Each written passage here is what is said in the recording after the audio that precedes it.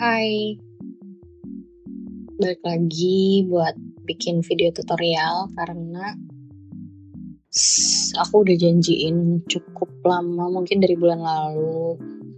Tapi video tutorialnya belum ada. Jadi dari mulai mungkin 2 bulan yang lalu ya, aku belajar untuk bikin aplikasi sederhana pakai AI. Dan ternyata menyenangkan karena membantu banget buat pencatatan di pondok saat ini. Aku pertamanya itu aku mau bikin aplikasi perpustakaan karena sebenarnya sebelumnya aku kayak nggak mau repot juga ya, mau cari aplikasi perpustakaan yang open source, tapi namun sih ada beberapa pilihan gitu ya, tapi pas lihat tutorial penggunaannya, rata-rata dari mereka itu kayak nyuruh kita bikin barcode baru untuk keanggotaannya, sedangkan anak-anak di pondok ini udah punya ID card yang masing-masing ada barcode-nya gitu. Jadi aku nggak mau repot-repot nanti mereka jadi ada 2 barcode dan segala macam. Aku pikir oke deh, bikin aja. Jadi aku pertama-tama mau ngucapin terima kasih dulu, takut lupa, ke Ibu Dewi. Ibu Dewi ini salah satu dosen di Universitas Tazkiyah yang jadi salah satu pembicara di workshop yang diselenggarakan oleh Sakinah Finance di bulan Juni lalu ya. Itu salah satu sesi yang diisi oleh Ibu Dewi ini adalah pembuatan aplikasi sederhana menggunakan AI. Aku juga makasih banget buat Ibu Nina yang udah ngundang kami dari Pondok Pesantren Modern Bait Al-Quran untuk bisa hadir di workshop tersebut. Karena ternyata ada banyak banget ilmu, cerita-cerita, sharing pengalaman dari para dosen, para mentor gitu ya, yang bisa kita bawa pulang, lebih dari sekedar cerita tapi bisa jadi inspirasi gitu ya. Termasuk salah satunya yang bisa jadi buah tangan adalah ilmu untuk bikin aplikasi ini. Oke, teman-teman, yang pertama teman-teman harus siapkan bikin aplikasi ini adalah sebenarnya yang diajarin Ibu Dewi itu pakai aplikasi cloud, tapi aku kurang nyaman dengan cloud itu karena cloud itu tokennya cepet banget habis. Jadi kebetulan habis itu aku sempat coba Gemini juga, tapi aku merasanya juga Gemini itu belum begitu fleksibel bikin aplikasinya. Dia bentuknya masih sangat-sangat sederhana dan mungkin juga waktu itu aku belum paham banget ya, jadi hasilnya itu kurang maksimal lah. Nah kebetulan terakhir yang aku juga nggak sengaja itu lihat-lihat stories orang, ada yang bilang kalau ChatGPT baru aja merilis Codex gitu ya, aplikasi AI, agent AI ya, terbaru terkhususnya untuk pengembangan coding gitu deh. Nah, terus aku kayak penasaran gitu kan, carilah Codex ini. Awalnya dia terpisah ya teman-teman aplikasinya dari ChatGPT, tapi kemudian seperti diintegrasikan di dalam ChatGPT itu. Jadi kalau teman-teman udah ada aplikasi ChatGPT, insya Allah di situ akan ada pilihan Codex-nya. Ini nanti aku share screen deh. Nah, dia seperti ini teman-teman. Jadi kalau punya ChatGPT, dia bisa pilih 2 ini. Ini bisa dilihat ya, aku udah banyak banget bikin aplikasi, trial dan errornya udah cukup banyak. Kemudian yang kedua, selain ChatGPT, teman-teman harus sign up di website Netlify. Ini ya, app netlify.com. Ini adalah tempat di mana kita akan mendeploy aplikasi kita. Terus selain Netlify, kita juga akan gunakan Google Sheets. Google Sheets aku yakin teman-teman punya, karena setiap Gmail bisa mengakses aplikasi-aplikasi yang dimiliki oleh Google. Salah satunya spreadsheet atau Google Sheets ini. Oke, teman-teman langsung aja ke tutorialnya. Nanti videonya bisa diperlambat ya kalau misalnya aku ngomongnya atau praktekinnya kecepatan, karena biar videonya nggak terlalu lama. Walaupun pada dasarnya memang ini bikin aplikasinya menggunakan AI, tapi tentu kitanya juga tetap harus belajar gitu ya. Tetap ada trial and error, dan itu yang akan nanti membuat kita setidaknya mengerti sedikit demi sedikit cara kerjanya aplikasi itu seperti apa gitu. Kita langsung ke tutorialnya aja ya.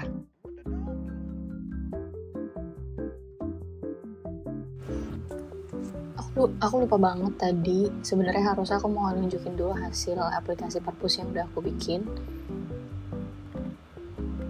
Ini ya teman-teman, jadi lagi-lagi kita membuatnya itu dalam proses trial dan error. Jadi nanti kalau misalnya ada hal-hal yang perlu disesuaikan di aplikasi teman-teman, itu bisa kok, jadi nggak usah khawatir kalau misalnya dalam percobaan pertama nih first try-nya hasilnya kurang maksimal. Tenang aja, nanti kita akan bisa terus revisi selama token ChatGPT-nya maupun Netlify-nya tersedia. Itu dia. Nah, ini sudah login, dia masih loading sedikit. Ini bentukan dashboard-nya, ini dia. Jadi pengunjung Purpose, kemudian total buku, total anggota, buku total yang sedang dipinjam, total yang terlambat gitu ya. Ini aku sih paling seneng ini juga sih, deadline pengembalian. Jadi anak-anak yang yang sudah H-1 ini, pengingatnya H-1 nih, H-1 telat pengembalian buku atau deadline itu udah ada. Jadi sebelum dia telat udah bisa dipanggil anaknya buat mengembalikan buku Purpose gitu. Terus juga di menu admin yang menyenangkan juga adalah data-data yang kita input itu bisa di-download dalam bentuk Excel. Jadi nanti rekap bulanan itu bisa kita simpan. Apakah untuk laporan gitu ya, untuk arsip itu penting banget kan. Terus ada juga cek buku yang tersimpan double, angka ininya ya, angka kode bukunya. Terus jumlah buku peraknya juga bisa dihitung gitu. Ini juga prosesnya cukup panjang karena lagi-lagi tadi nggak sekali jadi gitu ya. Nanti teman-teman juga bakal lihat seperti apa trial dan error aplikasi yang akan aku buat itu untuk pencatatan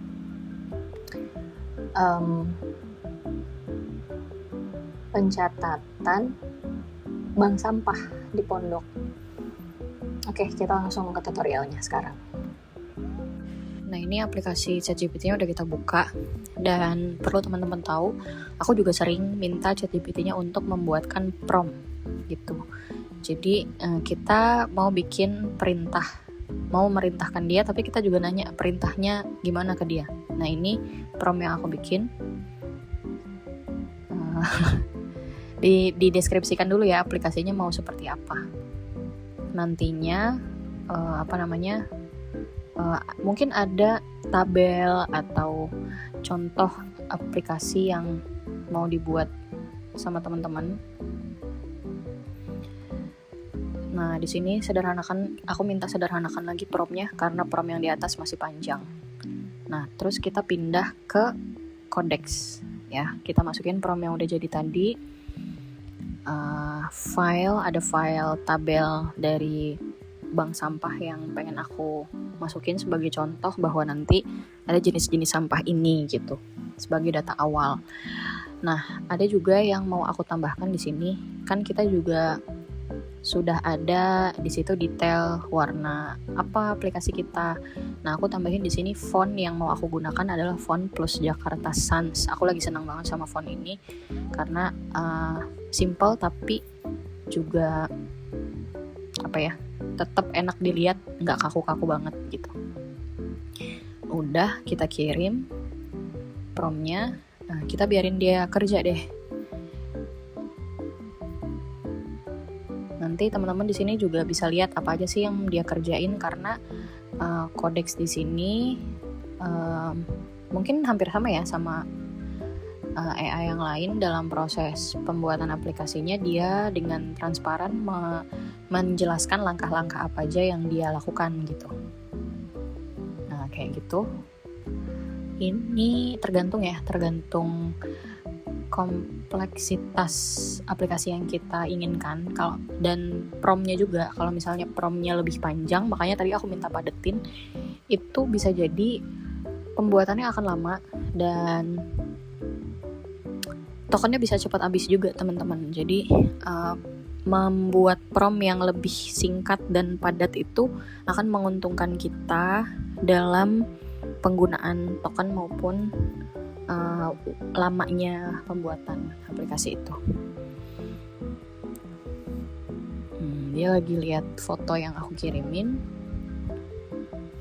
Nah, di sini teman-teman bisa lihat ada usage berapa persen token yang masih aku punya. Yang aku punya dari tanggal 20 kemarin, sekarang tanggal 22.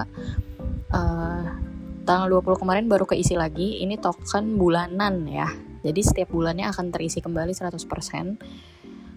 Untuk Codex sendiri, kalau buat ChatGPT-nya sih aku kayaknya karena udah pakai Plus apa ya, jadi nggak ada batasan kalau di ChatGPT-nya, tapi yang terbatas di Codex-nya. Nah, nanti kita lihat sampai selesai kira-kira ngabisin berapa persen token yang aku punya. Kayaknya di sini mau aku cepetin aja deh. Sebentar ya.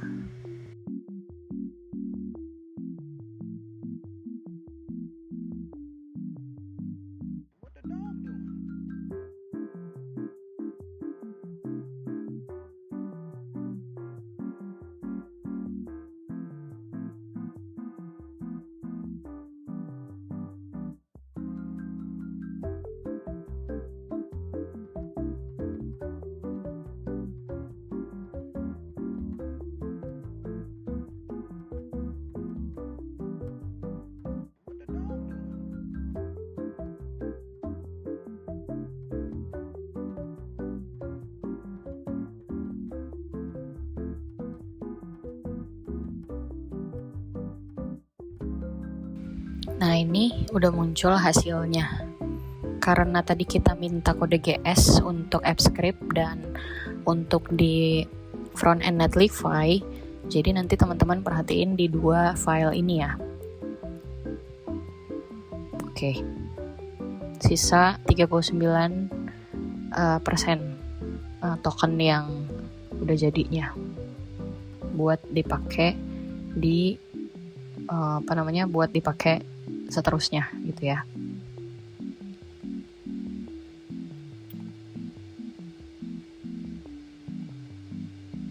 Nah, terus di file kode GS ini kita copy. Nah, di sini kita masuk ke Google Sheets. Agak lama karena wifi-nya aduh. Netlify-nya sambil kita buka ya. Ini kita bikin spreadsheet baru. Kita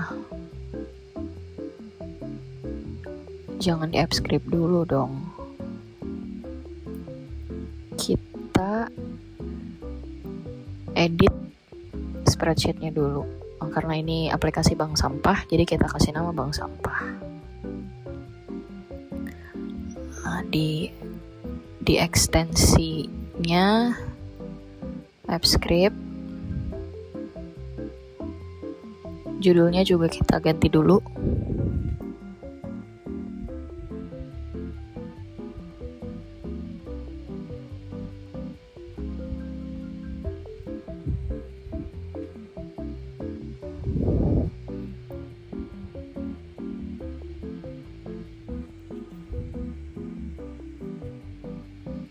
ini agak lama juga nih karena error sebentar ya. Nah, tadi yang kode GS tadi kita paste ke sini, kemudian save,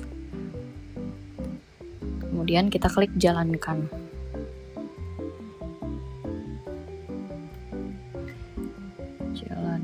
Kita tunggu.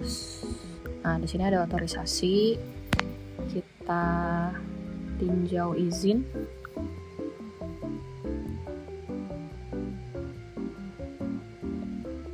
Verifikasi email kita.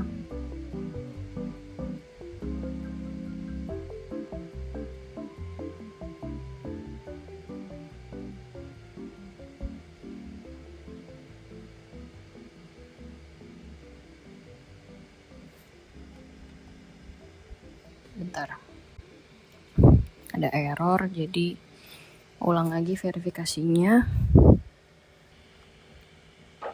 Kita klik lanjutan, klik buka.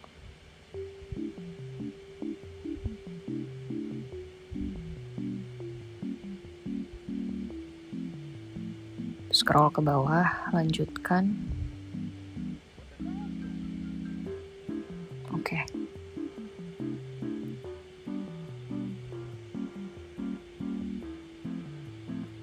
Berbahaya, kalau ada berbahaya gini kita ulang lagi, jalankan, tinjau izin lagi,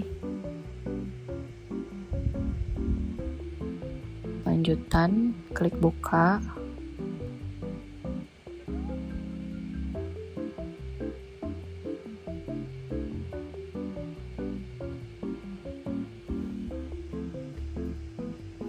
Scroll, lanjutkan. Kalau udah dimulai terus ditutup dengan eksekusi selesai, tunggu dulu ya. Nah, di sini eksekusi selesai. Terus klik deployment baru, pilih jenis aplikasi web, masukin di situ bank sampah versi 1. Nah, ini baru yang versi 1. Terus yang memiliki aksesnya kita ubah jadi siapa saja. Terapkan.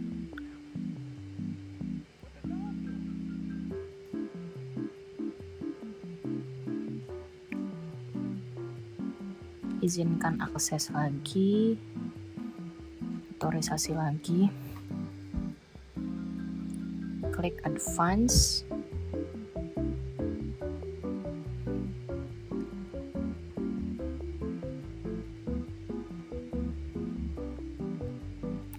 Scroll, continue. Oke.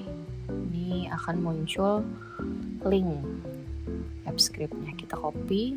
Nah, biasanya aku balik lagi kasih ke Codex. Aku paste, terus aku bilang sama dia, ini link app script-nya.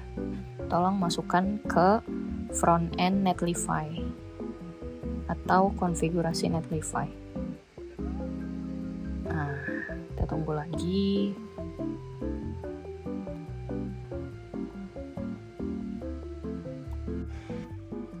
Oke, sip, ini udah jadi. Sudah ada file zip-nya yang nanti akan kita upload ke Netlify. Kita buka, klik, kesimpannya di sini. Kita buka akun Netlify kita, add new project. Nanti teman-teman cari kolom atau bagian untuk nge-uploadnya.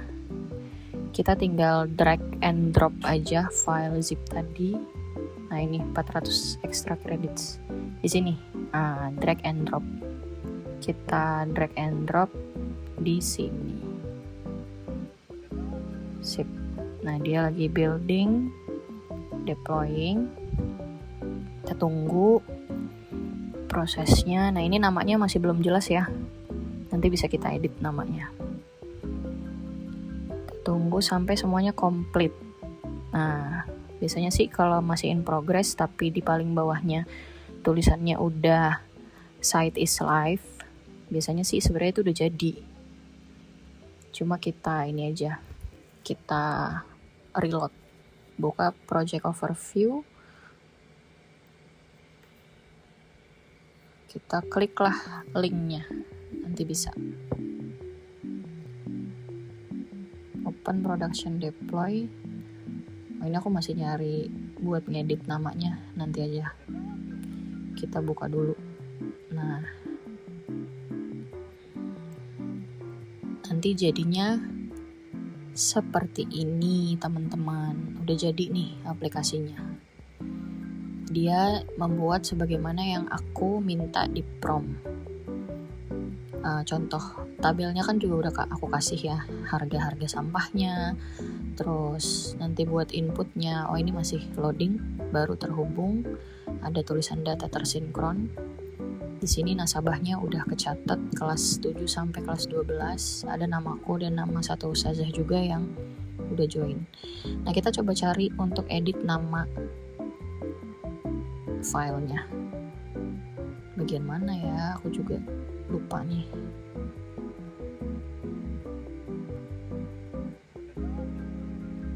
Nah, di sini change project name. Biar gampang nanti ngetik linknya. Nah, kalau ngetik nama ini nanti kita pisahkannya pakai strip ya, teman-teman. Tidak bisa pakai spasi karena ini link untuk nanti diakses aplikasinya. Strip. Nah, itu aku kasih strip aja. Sip. Kalau udah hijau berarti bisa save.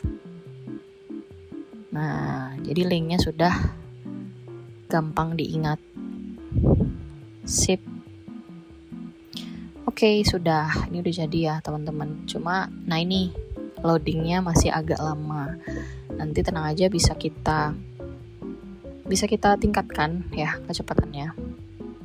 Ini bisa kita langsung install di device kita, install page sebagai aplikasi install. Nah, nanti dia bakal kesimpan di sini, di desktop. Udah langsung masuk ke desktop, bisa langsung diakses.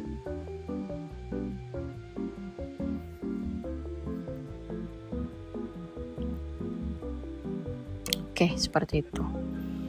Ini harga sampahnya udah masuk karena foto contohnya sudah aku masukin ya. Jadi dia udah otomatis masukin.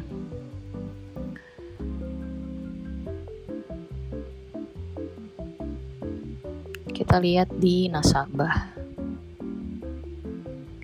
Kemudian bisa kita edit ya. Ini nama-nama nasabahnya. Kita edit, dilengkapin aja, perbarui. Kita tunggu.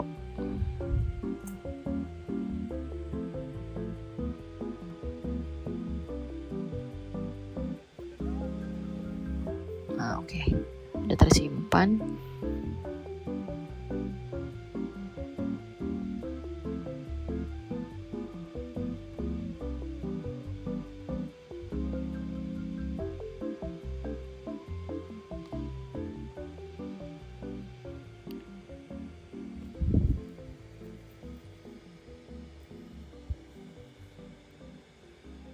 Oke. Udah tersimpan ya.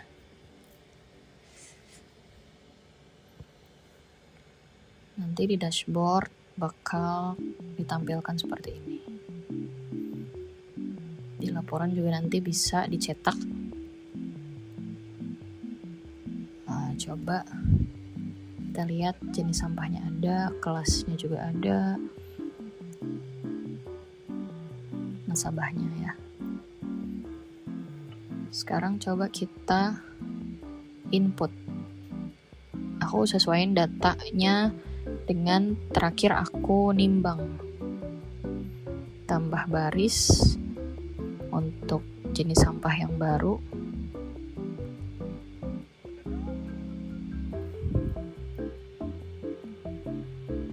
Botol bersih. Nah, itu harganya juga otomatis udah ke input ya, karena udah kita simpen di data master.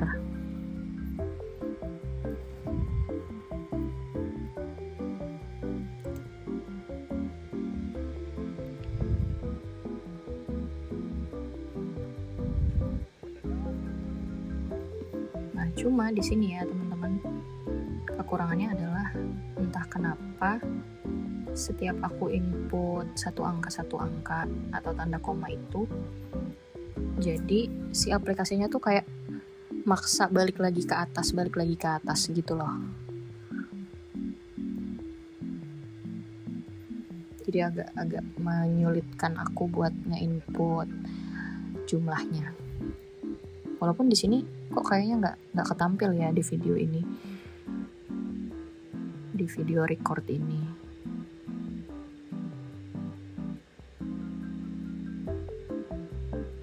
Nah gitu tuh, balik lagi ke atas gitu.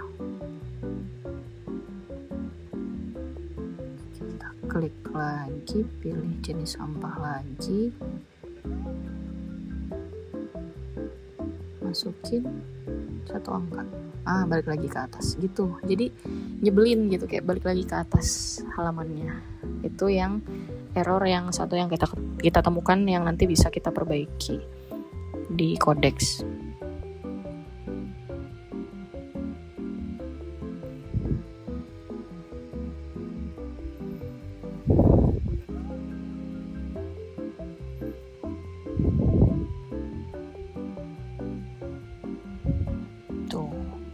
Ngetik koma, balik lagi ke atas.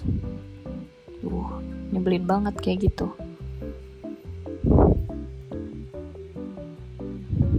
Oke, ini udah masuk semua ya. Mau satu lagi.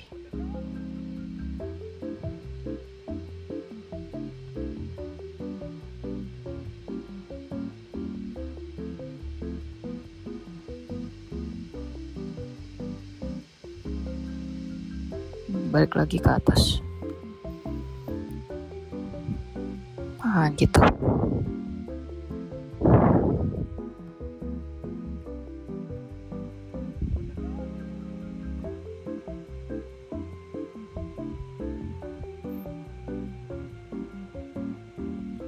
Oke, ini kita simpan setorannya. Kita tunggu dia nge-load datanya.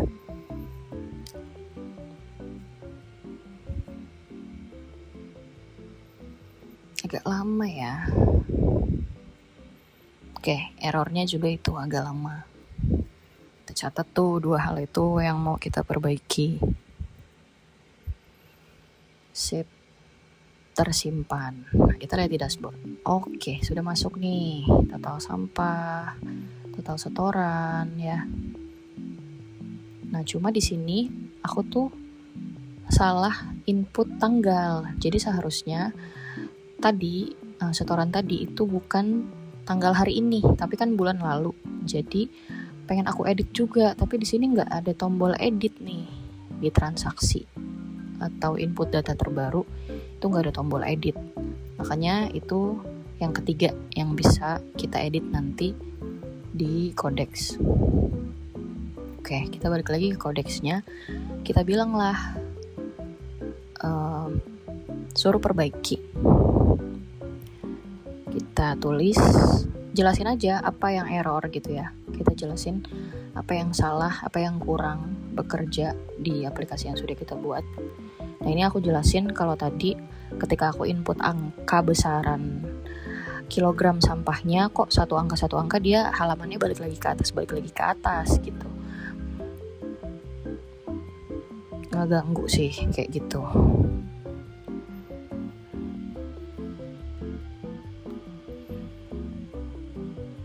Terus aku juga minta tingkatkan kecepatan menyimpan data, karena tadi loadingnya masih agak lama. Buat agar data yang sudah diinput bisa diedit, nah supaya ada tombol editnya juga gitu ya. Kirim lagi.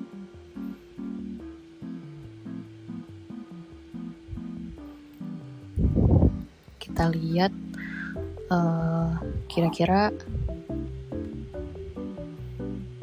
token yang masih aku punya sisa berapa ya?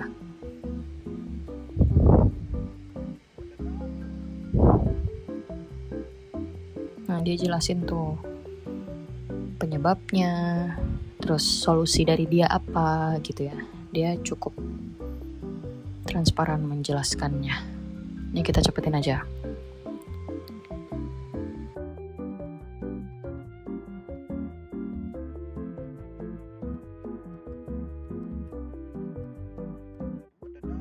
Karena tadi dia sebut-sebut ada perubahan kode GS ya. Prinsipnya yang pertama harus kita ubah dulu kode GS-nya. Jadi app script-nya yang harus di-update.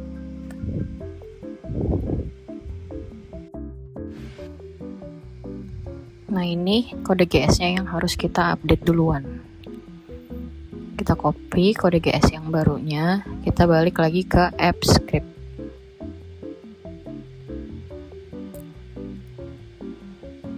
Kita hapus yang sebelumnya, Ctrl A, delete, Ctrl V, kemudian simpan lagi, terus jalankan lagi, tunggu sampai eksekusi selesai.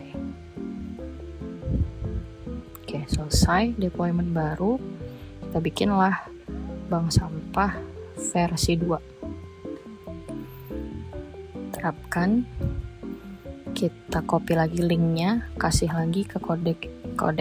Kita bilang ini link app script terbarunya. Maksudnya supaya dia nyimpen lagi di konfigurasi Netlify yang akan kita upload nanti. Supaya link yang tersimpan di situ bukan link app script yang lama. Oke.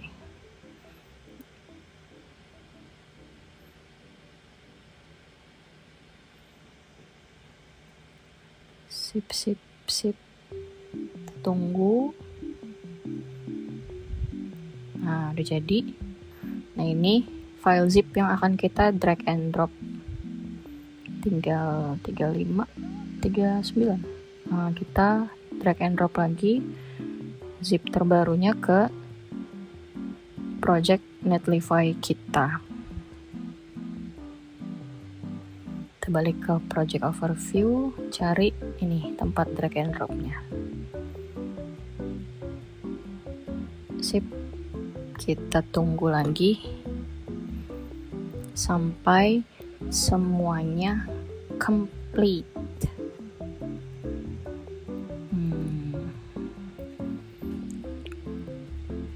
Kalau agak lama di satu bagian, biasanya aku bakal ngeloadingnya lewat balik lagi ke project overview.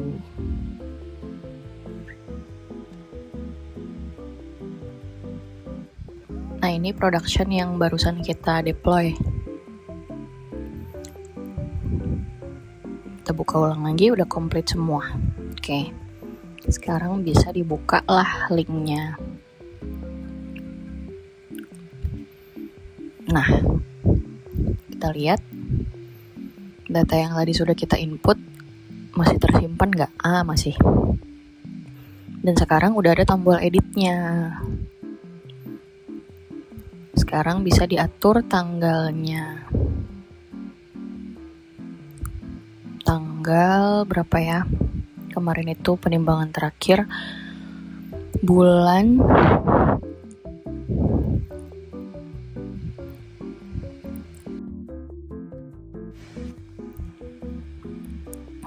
Juli tanggal 24. Oke. Tapi ini ternyata datanya malah jadi berubah lagi nih setelah aku ganti. Lihat harganya jadi 0 semua lagi. Bingung banget deh. Cuman ganti data tanggal doang. Semuanya malah jadi 0 lagi. Berarti ini error yang baru lagi. Nah, kita minta codex lagi buat perbaiki. Atur agar kalau hanya diedit tanggal,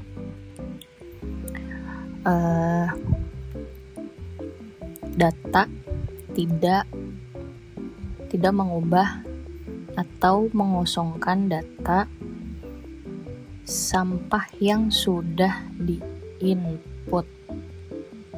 Sip, kirim. Karena ini aku hanya coba edit tanggal. Semua datanya ikut 0. Kita jelasin ya ke dia. Dia mikir lagi. Dia jelasin lah kenapa bisa begitu.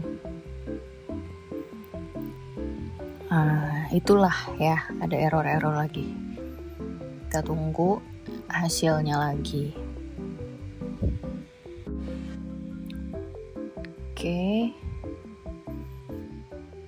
Oke, sudah. Ini kode GS-nya harus diupdate lagi. Nah, ini basically teman-teman cuma ngulang langkah-langkah yang di awal ya. Kode GS-nya copy lagi, terus kita paste lagi ke app script-nya.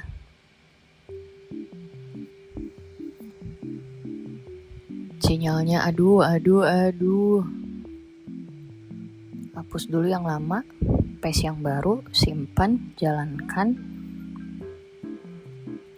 Tunggu sampai eksekusi selesai.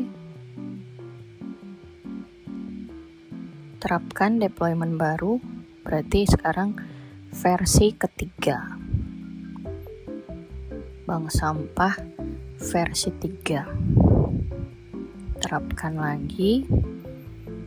Kita copy lagi linknya, kita kasih lagi ke codecsnya, bilang ini link app script terbarunya, supaya dia update ya, supaya dia update link app script terbarunya di zip yang akan kita upload. Sip, tunggu sebentar.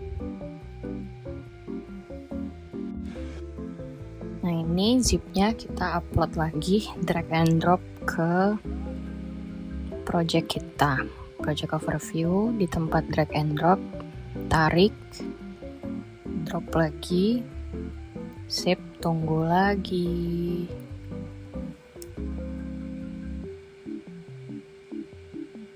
Oke.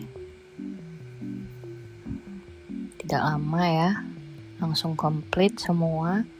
Kita buka lagi. Nah,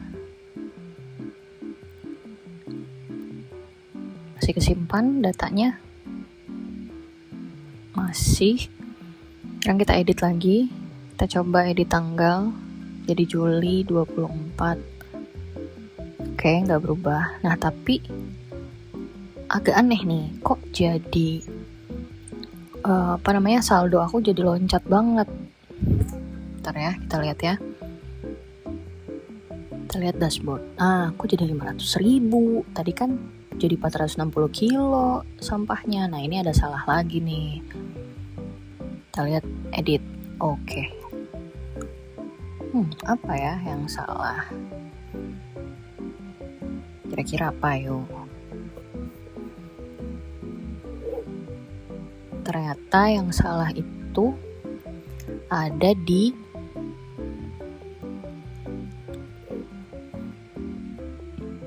kilogram berat sampahnya. Bingung gak tuh?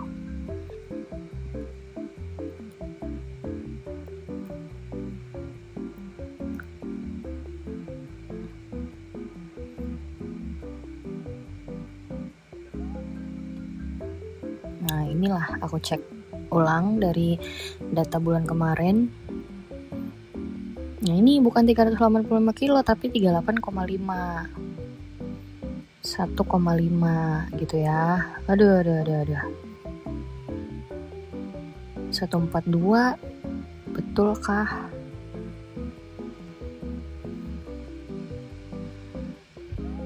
Kita teliti lagi, 6 kilo betul.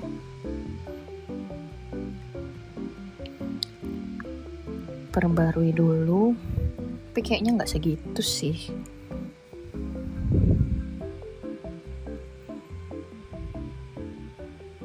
Apa ya yang masih salah? Tuh, nggak 104 kilo ya. Kayaknya masih ada yang komanya harus ditambah nih. Ternyata di kaleng. Oke, 1,5. Loh, masih 485. Tuh. Komanya hilang lagi, guys.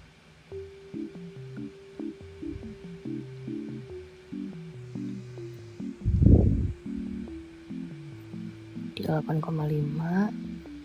1,56. Apa ya yang salah lagi nih?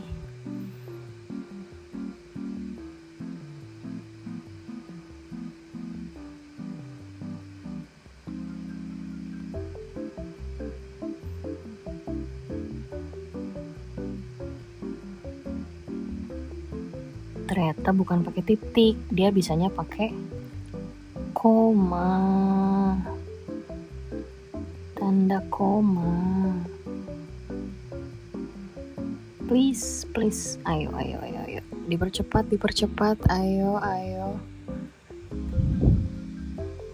Tuh, kenapa 385 ya kan? 385.000 benar nggak nih?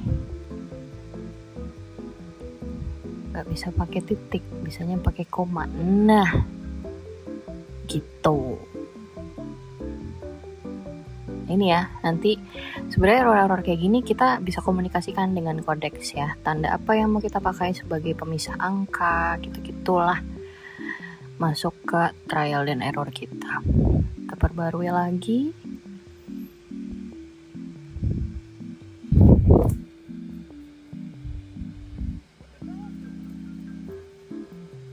Sabar ya.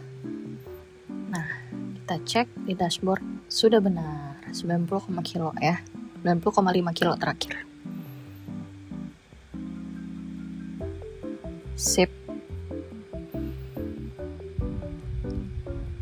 Gitu ya teman-teman.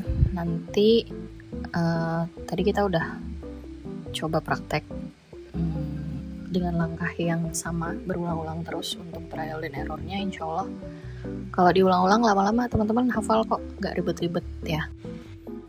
Terakhir ini aku mau kasih lihat ke teman-teman kalau aku juga sebenarnya bikin logo aplikasi pakai ChatGPT juga.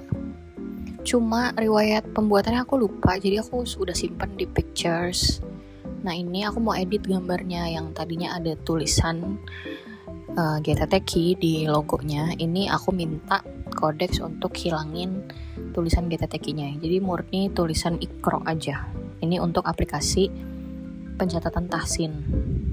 Kalau mau teman-teman pakai, maksudnya biar aplikasinya sekalian ada logonya, bisa kok sekalian minta ke ChatGPT atau Codex-nya buat bikinin logo kayak gini nanti jadinya. Oke, gitu.